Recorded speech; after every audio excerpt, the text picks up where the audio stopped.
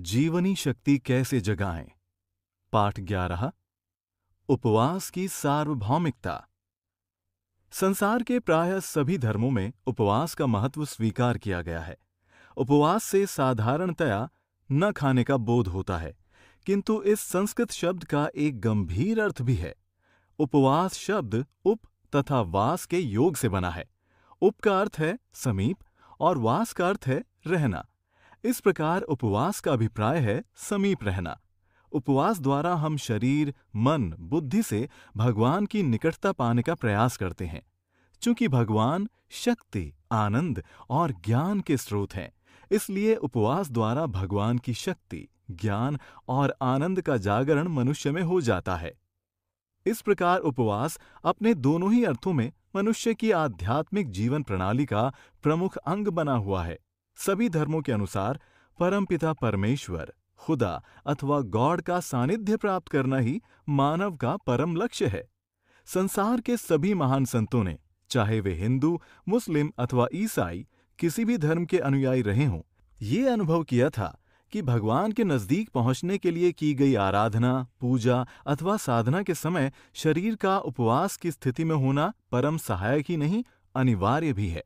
संभवतः इस अनिवार्यता के कारण ही उपवास का एक अर्थ निराहार रहना भी माना जाने लगा।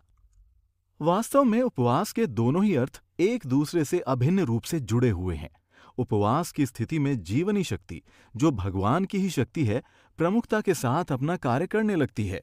इससे भी इसी तथ्य की पुष्टि होती है। यही कारण है कि शरीर, मन और बुद्धि को साधना के अनुकूल बनाने के लिए आहार को कम करना अथवा कुछ समय के लिए त्याग कर हवा पानी पर रहना आवश्यक माना गया है। ऐसी मान्यता प्रायः सभी धर्मावलंबियों की है। हिंदू धर्म में उपवास पर विशेष बल दिया गया है, किंतु उपवास या आहार त्याग कब से, कैसे, क्यों और सर्वप्रथम किसके द्वारा प्रारंभ किया गया, इसकी जानकारी प्राप्त करना आज कठिन है। श्री रामचरितमानस के अध्ययन से विदित होता है कि प्राचीन काल में भगवान शंकर को प्राप्त करने के लिए माता पार्वती ने हजारों वर्ष तक कठोर उपवास किया था। यथा संबत सहस मूल फल खाए, सागु खाई सत बरस गमाए, कछु दिन भोजन बारी बतासा, किए कठिन कछु दिन उपवासा। बालकांड 73:4-5। माता पार्वती ने 1000 वर्ष तक कंद मूल फल खाए, फिर 100 वर्ष तक शाक खाकर बिताए। बाद में उन्होंने वायु एवं जल का भी परित्याग कर दिया था। इससे नित नव चरण उपज अनुरागा, बिसरी देह तपहि मनु लागा। बालकांड 73:3। उनका भगवान के चरणों में नित्य नवीन अनुराग उत्पन्न होने लगा और तप में ऐसा मन लगा कि देह की सारी सुध बुध बिसर गई। इसी प्रकार श्री मार्कंडेय पुराण में साधारण मनुष्यों की चर्चा करते हुए लिखा है कि विरक्त होकर राजा सुरथ वैश्व नदी तट पर तपस्या करने लगे। उन्होंने पहले तो आहार को धीरे धीरे कम किया, फिर बिल्कुल निराहार रहकर भगवान में मन लगाए हुए एकाग्रतापूर्वक उनका चिंतन प्रारंभ किया। निराहारो यथाहारो तन्मनस्को समाहितो। श्री दुर्गा सप्तशती 13:11। हिंदू धर्म के अतिरिक्त इस्लाम तथा ईसाई धर्म में भी उपवास का बड़ा महत्व है। मोहम्मद द्वारा रोजा। इस्लाम धर्म के प्रवर्तक हजरत मोहम्मद साहब ने 30 दिनों का उपवास किया, तब उन्हें ईश्वरीय ज्ञान प्राप्त हुआ था। उसी से कुरान शरीफ का ज्ञान उन पर उतरा और इस्लाम धर्म अस्तित्व में आया। इसी के आधार पर 30 दिनों का रोजा यानी उपवास रखने का नियम बना, जिसे मुसलमान आज भी रमजान के महीने में रखते हैं। इस व्रत के दौरान रोजा रखने वाले मुसलमानों के लिए अपनी उत्तेजनाओं, क्रोध, वासना, इच्छाओं तथा कुत्सित भावनाओं पर नियंत्रण रखने पर बल दिया गया है। सूर्योदय से सूर्यास्त तक कुछ भी न खाने पीने के साथ साथ इंद्रियों द्वारा बुरी वस्तु न देखने, बुरी बात न सुनने, जुबान से बुरी बात न कहने, हाथ पैरों से अनुचित कार्य न करने तथा मन से बुरी बात न सोचने पर भी जोर दिया गया है। रोजे के दौरान लगातार 30 दिन तक दान देने का विधान है, जिसे सदका कहते हैं। दिन भर निराहार, केवल वायु पर रहकर सत्कर्म करने, दान देने तथा खुदा की याद में अपने को भूलने की हिदायत दी गई है। रोजे पूरे होने पर ईद के दिन खुशियां मनाने से पहले अपनी संपत्ति का 2.5% भाग ज़कात के रूप में बांटने की भी हिदायत है। इन नियमों का पालन करने पर ही इस्लाम धर्म के अनुसार कोई व्यक्ति सच्चा मुसलमान होने का दावा कर सकता है। ईसा मसीह द्वारा लेंट। ईसाई धर्म में भी उपवास का विशेष स्थान है।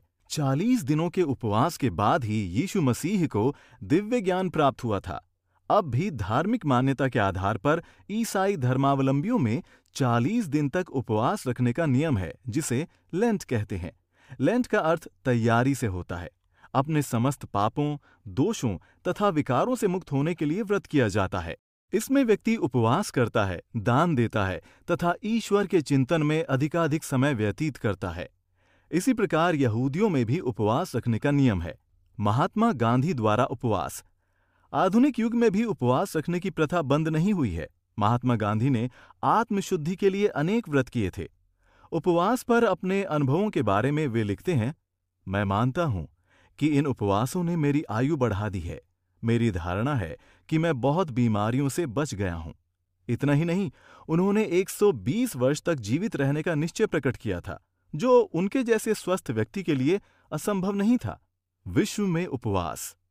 विदेशों में भी उपवास पर अनेक प्रयोग किए गए हैं। कई शीर्षस्थ एलोपैथिक डॉक्टरों ने औषधोपचार को छोड़कर उपवास के द्वारा ही लाखों रोगियों को अच्छा किया है और अब भी व्यापक पैमाने पर इस दिशा में कार्य हो रहा है। वैज्ञानिक दृष्टि से समुन्नत देशों में भी वहां की चिकित्सा पद्धति में उपवास चिकित्सा को भी स्थान प्राप्त हो गया है और अब ये समझा जाने लगा है कि शारीरिक एवं मानसिक रोगों के लिए उपवास एक प्रभावी उपचार है। रोगों के समूल नाश में वर्तमान चिकित्सा पद्धति की विफलता को देखकर ही उन लोगों ने इसका सहारा पकड़ा है। रूस में अनेक शारीरिक एवं मानसिक रोगों के लिए उपवास एक प्रभावकारी उपचार मान लिया गया है।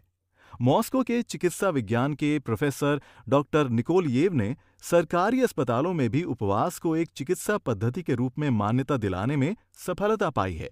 अमेरिका, जर्मनी आदि अनेक देशों में तो बहुत पहले से ही चिकित्सक वर्तमान चिकित्सा पद्धति को विफल मानकर उपवास की चिकित्सा पद्धति की ओर सर्वसाधारण का ध्यान आकृष्ट करते रहे हैं। अमेरिका के डॉक्टर शेल्टन ने 30,000 से अधिक रोगियों को 1 से लेकर 90 दिनों तक का उपवास कराकर उनको रोग मुक्ति दिलाई। डॉक्टर पॉल ब्रेग का दावा है कि युक्त उपवास के द्वारा मनुष्य को दीर्घजीवी बनाया जा सकता है, साथ ही उसे असीम कार्यक्षमता प्रदान की जा सकती है। उनकी राय में उपवास प्रकृति का सर्वोत्तम वरदान है। आयुर्वेद में तो इसे परम औषधि तक कहा है, लंघनम परमौषधम। यद्यपि उपवास की चिकित्सा पद्धति संसार की सबसे पुरानी पद्धति है, फिर भी सबसे अधिक गुणकारी एवं प्रभावकारी होने के कारण किसी भी आधुनिकतम पद्धति से भी ये अधिक आधुनिक है। ये अवश्य है कि उपवास की एक विशेष प्रविधि है, जिसकी सही जानकारी होना नितांत आवश्यक है। एक प्रमुख सोवियत स्नायु वैज्ञानिक डॉक्टर प्योत्र अनोखिन का दावा है कि कभी-कभी अधिक समय तक उपवास करना अच्छा होता है।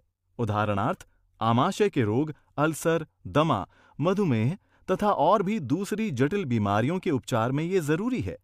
आवश्यक होने पर यदि रोगी जल का अधिक सेवन करता रहे तो वो 40 दिन तक बिना भोजन के रह सकता है। इसके बाद एक विशेष पथ्य निर्धारित किया जा सकता है।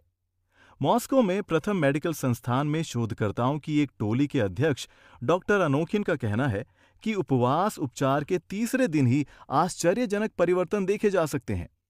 अधिक समय तक उपवास करने से ये प्राकृतिक उपचार के प्रति शरीर के अवरोध प्रतिरोध को दूर करता है और मल के समाप्त होते ही सभी कार्य सामान्य होने लगते हैं।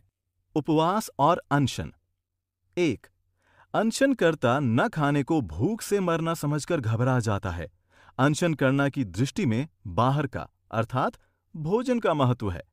उपवासकर्ता में भीतर स्थित भगवान के अंश यानी जीवनी शक्ति का महत्व है। 2. अनशनकर्ता शरीर के विकारों के उभाड़ को देखकर घबरा जाता है। वो सोचता है कि मैं तो भोजन के बिना भूखों मर रहा हूं। वो उपवास काल में उभरे अम्ल यानी तेजाब की कचोटन और जलन को ही भूख मान लेता है। भोजन के अभाव में पाचन से अवकाश पाकर जीवनी शक्ति हमारे विकारों को दूर करती है। ऐसा करते समय जीवनी शक्ति हमारे दबे हुए विकारों को उभारती है। उपवासकर्ता इन उपद्रवों को अपना हितैषी जानकर उनका स्वागत करता है तथा उसे विश्वास है कि अखंड स्वास्थ्य और अखंड जीवनी शक्ति की उपलब्धि भी होगी। अपनी समझ और ज्ञान के कारण ही उपवासकर्ता के लिए हवा, पानी भी भोजन बन जाते हैं, उसे पोषण देते हैं। इस तरह विचार भेद के कारण जल और हवा भोजन भी हैं और अनशन भी। क्रम से स्थूल भोजन के त्याग से सूक्ष्म भोजन की ओर बढ़ते हुए माता पार्वती और मनु शतरूपा के लिए हवा पानी भी भोजन ही थे। माता पार्वती ने पहले सबसे भारी भोजन अनाज का त्याग किया और उससे हल्के भोजन कंदमूल का आहार करने लगीं। फिर कंदमूल त्याग कर फलों पर रहीं। फलों को त्यागने के बाद शाकपात खाया और इसके बाद हवा पानी का आहार लिया। कछु दिन भोजन बारी बतासा। यही भोजन क्रम मनु शतरूपा का भी रहा। सबसे अंत में वे भी जल और हवा के आहार पर रहे। करही आहार साक फल कंदा, सुमिरहि ब्रह्म सच्चिदानंदा। पुनि हरि हेतु करन तप लागे, बारी आधार मूल फल त्यागे। बालकांड 143 1-2। मनु शतरूपा कंदमूल फलों का भोजन त्याग कर जल के आधार पर रहने लगे। उसके बाद जल भी त्यागा और वायु के भोजन पर रहे। एही विधि बीते बरस शट, सहस बारी आहार। संबत सप्त सहस्त्र पुनि रहे समीर आधार। बालकांड 144। ऐसा युक्ति युक्त उपवास, स्थूल से सूक्ष्म भोजन अपनाने के क्रम से मनु शतरूपा का वजन इतना घट गया कि अस्थि पंजर मात्र रह गए। अस्थि मात्र होई रहे शरीरा, तदपि मनाग मन ही नहीं पीरा। बालकांड 144:4। इस विचार परिवर्तन के ही कारण अस्थि मात्र रहने पर भी उनका मन विचलित नहीं हुआ। तदपि मनाग मन ही नहीं पीरा। किस व्यक्ति को कैसे और कितने दिन के उपवास की आवश्यकता है, ये जानने के बाद ही उपवास करना चाहिए। लेकिन पहले विचार परिवर्तन के द्वारा ये अवश्य समझ लेना है कि उपवास अनशन नहीं है,